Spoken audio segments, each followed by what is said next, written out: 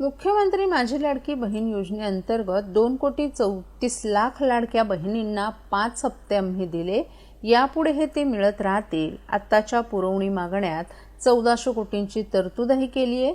माझ्या एकाही पात्र लाडक्या बहिणीच्या खात्यात जाणारे पैसे बंद होणार नाहीत, हा त्यांच्या लाडक्या भावाचा शब्द आहे. मुख्यमंत्री अन्नपूर्णा योजना आम्ही सुरू केली. 89 लाख कुटुंबांना वर्षातून 3 सिलेंडर मोफत देत आहोत. मुख्यमंत्री लेक लाडकी योजनेत 34,000 जणांना लाभ दिलाय. 3.5 लाखांपेक्षा जास्त मुलींनी मोफत व्यावसायिक शिक्षण योजनेचा लाभ घेतलाय. मुख्यमंत्री युवा कार्य प्रशिक्षण योजनेचा लाभ 1.25 लाख लाडक्या भावांना झाला आहे. ज्येष्ठांसाठी मुख्यमंत्री वयश्री योजना सुरू केली असून 123 कोटींचं अनुदान वाटप केलं. त्याचा 4.25 लाख ज्येष्ठांना लाभ झालाय. मुख्यमंत्री तीर्थदर्शन योजना सुरू केली असून आत्तापर्यंत विशेष रेल्वेनं मुंबई, छत्रपती संभाजीनगर, कोल्हापूरहून आणि इतर 9 शहरांमधून तीर्थयात्रा सुरू झाली आहे. 6,000पेक्षा जास्त ज्येष्ठांनी त्याचा लाभ घेतला. एसटीमध्ये ज्येष्ठ नागरिकांना प्रवास मोफत आहे. खेड्यापाड्यातील लाखो लोक याचा फायदा घेत आहेत. पंतप्रधान नरेंद्र मोदी यांनी देशाला महासत्ता करण्याचा रोडमॅप आखला आहे. त्या दिशेनंच काम करून राज्याला सर्व आघाड्यांवर पहिल्या क्रमांकावरचं राज्य करायचं आहे. विकसित भारताला विकसित महाराष्ट्राची भक्कम जोड द्यायची आहे. प्रधानमंत्र्यांचं गृहमंत्री अमित शहा यांचं भक्कम पाठबळ आम्हाला होतं आणि यापुढेही राहील याची आपल्याला खात्री आहे. आता आमचं एकत्रित मिशन आहे समृद्ध महाराष्ट्राचं. आम्ही तिप्पट वेगानं महाराष्ट्राला विकास मार्गावर नेऊ अशी ग्वाही उपमुख्यमंत्री एकनाथ शिंदे यांनी दिली आहे. ठाणे शहर जिल्हा काँग्रेस कमिटीच्या वतीनं ठाण्यात ईव्हीएम हटाव या मागणीसाठी सह्यांची मोहीम राबवण्यात आली. नुकत्याच झालेल्या निवडणुकांचे निकाल राज्यातील जनतेसाठी धक्कादायक तसेच अविश्वसनीय आहेत. या निवडणुकीत मतांच्या टक्केवारीतील तफावत गंभीर आणि चिंताजनक प्रकार आहे. यामुळे ईव्हीएम संदर्भात अनेक गहन प्रश्न उपस्थित होत आहेत. तरी यापुढील सर्व निवडणुका बॅलेट पेपरवर घेण्यात याव्यात यासाठी सह्यांची मोहीम राबवण्यात येत असून राज्यभरातून अंदाजे 5 लाख सह्यांचं निवेदन राष्ट्रपती, पंतप्रधान, सर्वोच्च न्यायालयाचे सरन्यायाधीश, मुख्य निवडणूक आयुक्त यांना देण्यात येणार आहे.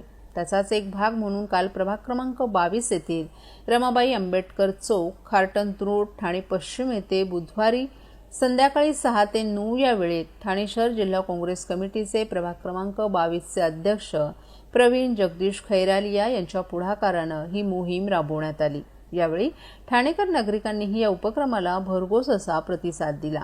यावेळी ब्लॉक अध्यक्ष ॲडव्होकेट जावेद शेख, ठाणे जिल्हा महिला अध्यक्षा स्मिता वैती, काँग्रेसचे नेते धर्मवीर मेहरोल, अमोल गांगुर्डे, अफजल तळवळकर, डॉक्टर जयेश परमार, प्राजक्ता शिंदे, राकेश छजलाना, अंकुश चिंडालिया, अमित ढकोलिया, प्रभाग अध्यक्ष प्रवीण खैरालिया, राखी खैरालिया आदी पदाधिकारीही उपस्थित होते.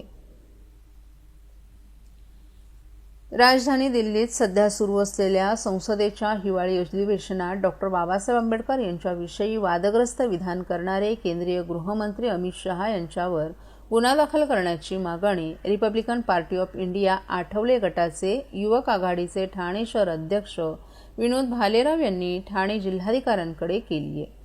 गृहमंत्री अमित शहा यांनी काल संसदेत डॉक्टर बाबासाहेब आंबेडकर यांच्याविषयी केलेल्या वक्तव्याच्या निषेधार्थ विनोद भालेराव यांच्या नेतृत्वाखाली जिल्हाधिकारी कार्यालयाजवळ निषेध आंदोलन करण्यात आलं. त्यानंतर विनोद भालेराव यांनी शिष्टमंडळासह ठाणे जिल्हाधिकारी अशोक शृंगारे यांची भेट घेऊन एका निवेदनाद्वारे अमित शहा यांच्यावर गुन्हा नोंदवण्याची मागणी केली. विनोद भालेराव यांच्या समवेत कार्याध्यक्ष प्रल्हाद मगरे, प्रसिद्धी प्रमुख तात्याराव झेंडे, महासचिव अशोक कांबळे, सचिव मंगेश सादरे, महिला आघाडीच्या उपाध्यक्षा विमल सातपुते, सुमन इंगळे, दिवा विभाग अध्यक्ष दिनेश पाटील, मुंब्रा विभाग अध्यक्ष हनुमंत लांडगे, विभागीय अध्यक्ष संजय गांगुर्डे, बबन वाघमारे, उपाध्यक्ष बबन केदार, सदस्य सुरेश केदारे आदीही उपस्थित होते.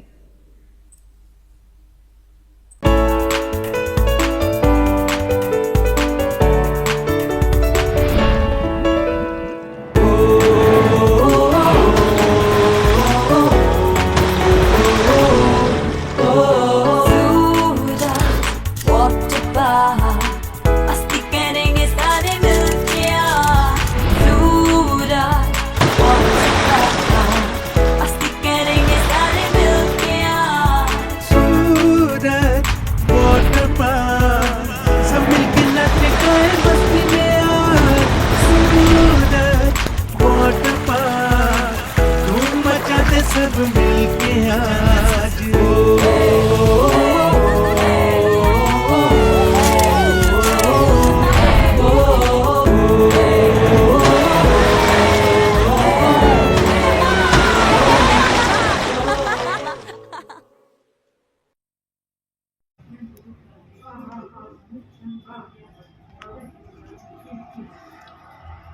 ठाणे जिल्हा परिषदेच्या माध्यमातून 5 तालुक्यातील 47 ग्रामपंचायतींमध्ये 212 सौरदिवे बसवण्याचा निर्णय. ठाणे जिल्ह्यातील अनेक वाड्या वस्त्यांवर विजेची व्यवस्था नाही. अनेक गावं ही डोंगर आणि जंगल भागात असल्यानं अशा ठिकाणी महावितरणकडून वीज पुरवणंही अशक्य आहे. त्यामुळे ठाणे जिल्हा परिषदेच्या माध्यमातून अशा 5 तालुक्यातील 47 ग्रामपंचायतींमध्ये 212 सौरदिवे बसवण्याचा निर्णय घेण्यात आलाय. त्यानुसार हालचाली सुरू करण्यात आल्या असून येत्या काही दिवसात जिल्ह्यातील गावपाडे सौरदिव्यांनी उजळून निघणार आहेत.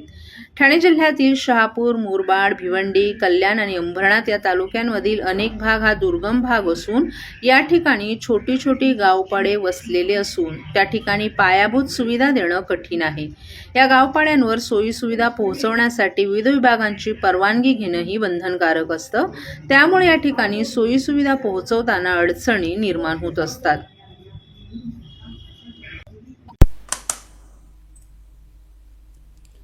सन 2024-25 या आर्थिक वर्षाची मालमत्ता कर वसुलीची कार्यवाही अंतिम टप्प्यात सुरू आहे. या अनुषंगानं ठाणे महानगरपालिका क्षेत्रातील जे करदाते नागरिक त्यांचा मालमत्ता कर प्रत्यक्ष प्रभाग कार्यालयात येऊन भरतात अशा करदात्यांना सोयीचं व्हावं याकरिता ठाणे महापालिकेची सर्व कर संकलन केंद्र सुट्टीच्या दिवशीही सुरू राहणार आहेत. ज्या करदात्यांनी आपला मालमत्ता कर अद्याप जमा केला नसल्यास मालमत्ता कर वसुली अंतर्गतची अप्रिय कारवाई टाळण्याच्या दृष्टिकोनातून आपला मालमत्ता कर भरून महापालिकेत सहकार्य करावं असं आवाहन महापालिका आयुक्त सौरभ राव यांनी केले. ठाणे महानगरपालिकेची सर्व प्रभाग आणि उपप्रभाग स्तरावरील सर्व कर संकलन केंद्र आणि प्रभाग स्तरावरील कर वसुली कार्यालये तसंच महापालिका प्रशासकीय भवनातील मुख्य कर वसुली कार्यालय आणि नागरी सुविधा केंद्रातील कर संकलन केंद्र 1 डिसेंबर ते 31 डिसेंबर या कालावधीतील सर्व शनिवार सकाळी 10:30 ते 4:30 वाजेपर्यंत तसंच 1 जानेवारी 2025 ते 31 मार्च 2025 या कालावधीमधील सर्व शनिवार, रविवार आणि सार्वजनिक सुट्टींच्या दिवशी 14 मार्च 2025 रोजी धुलीवंदन असल्यानं हा दिवस वगळून सकाळी 10:30 ते सायंकाळी 4:30 तसंच सर्व रविवारी सकाळी 10:30 ते दुपारी 1:30 या वेळेत करसंकलनासाठी कार्यान्वित राहणार आहेत. महापालिकेच्या www.thanecity.gov.in या संकेतस्थळावरून पेमेंट गेटवेद्वारे ऑनलाईन पद्धतीनं मालमत्ता कर जमा करण्याची सुविधा उपलब्ध करून देण्यात आली आहे. तसंच गुगल पे, फोन पे, पेटीएम, भीम ॲपद्वारे देखील करदाते मालमत्ता कर सुलभतेने जमा करू शकणार आहेत. तरी नागरिकांनी आपला मालमत्ता कर भरण्यासाठी या सुविधेचा लाभ घ्यावा असं आवाहन महापालिकेच्या वतीनं करण्यात आले. महाराष्ट्रातील भगिनींना आधार देणारी राज्य शासनाची मुख्यमंत्री माझी लाडकी बहीण योजना. या योजनेअंतर्गत अल्प उत्पन्न गटातील 21 ते 65 वयोगटाच्या भगिनींना मिळणार दरमहा 1500 रुपयाची मदत. अर्ज करण्यासाठी 31 ऑगस्ट 2024 पर्यंत मुदतवाढ. कुटुंबाचं वार्षिक उत्पन्न 2.5 लाख रुपयांपेक्षा कमी असलेल्या महिला पात्र.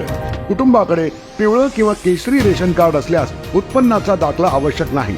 पांढरं रेशन कार्ड असेल किंवा रेशन कार्ड नसेल तर कुटुंबाचं वार्षिक उत्पन्न 2.5 लाखांपेक्षा कमी असल्याचा दाखला आवश्यक. योजनेसाठीचा ऑनलाईन अर्ज नारी शक्ती दूत ऍप वरून किंवा पोर्टलवर भरता येईल. ज्या भगिनींना ऑनलाईन अर्ज भरता येत नसेल त्यांच्यासाठी अंगणवाडी, ग्रामपंचायत, वॉर्ड ऑफिस, सेतू सुविधा केंद्रामध्ये किंवा आशाताई बचत गटाच्या CRP यांची मदत उपलब्ध. आता आपल्याला अभिमानानं म्हणता येईल, सुखी आणि सुरक्षित आहे माझी लाडकी बहीण.